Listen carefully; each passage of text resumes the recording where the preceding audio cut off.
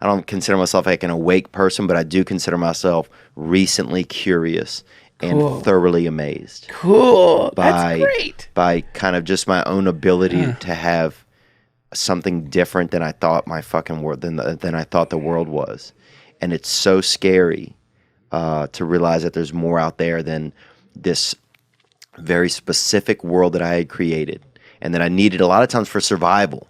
You know, growing up, if you grow up in a tough environment or in a an environment where there's not a lot of feelings and love, then you'll create whatever you have to, whatever checks and balances make sense for you for survival. Yeah, that's right. But to get out of that now and like, yeah, it's like you kind of push and you're like, oh fuck, a board fell off this back wall and like, what's out here? Yeah. And you reach out there and like the air feels different and you're like, fuck, dude. Yeah. I'm gonna sleep tonight, but tomorrow I'll look out there. Yes. That's cool. How does somebody start to kind of do that? Most people are living in these two lives. Yes. The thought realm and this world. And most of us are getting jerked back and forth between those two.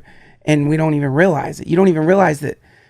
I mean, if you want to think of something really fucked up and really a true mind fuck, you don't remember much that you do.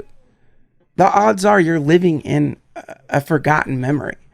You're walking through a memory that you won't ever remember again. Yeah. You when you really look back into the past and contemplate your life, it's not some continuous, like, it's not like you're watching a DVD. Yeah. It's like 70 or 80 blurbs. Yeah. It's just shit merges together and you kind of fades in and out. And there's these clear moments where you look back at it, but even that has this kind of wavering quality to it. So when you realize like, oh shit, like, yeah, I'm not going to remember the Chipotle I had 6 months ago. Right. I mean, do you eat Chipotle?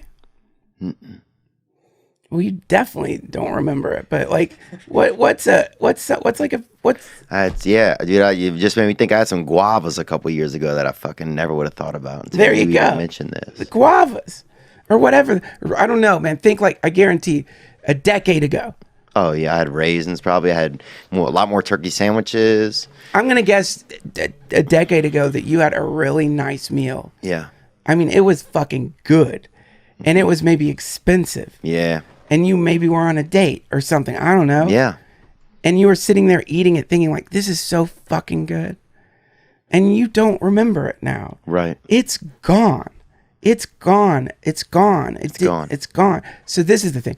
When you begin to realize like, oh, most of the time I'm not even here at all. I'm up in my head. Wow. While I'm eating that meal, I'm thinking about something that happened to me as a kid, or I'm worrying that this girl thinks I'm a dick, or I'm concerned over how much it's going to cost, or I'm beating myself up for eating out. And so I'm not even eating the meal. You know, that's the thing. So through that, you start realizing like, oh, fuck, look at this crazy way humans live. When you start to become aware that your thoughts. We're kind of like whales.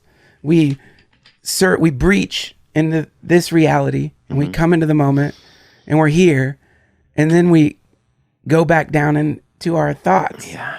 And we swim in those waters of our consciousness, and then we breach again. Yeah. And then we go back down, and that rhythm kind of makes up a human life. So it's interesting to start becoming aware of that's actually what you're doing. I'm just sitting on your front porch, wondering how could I be so far from my home?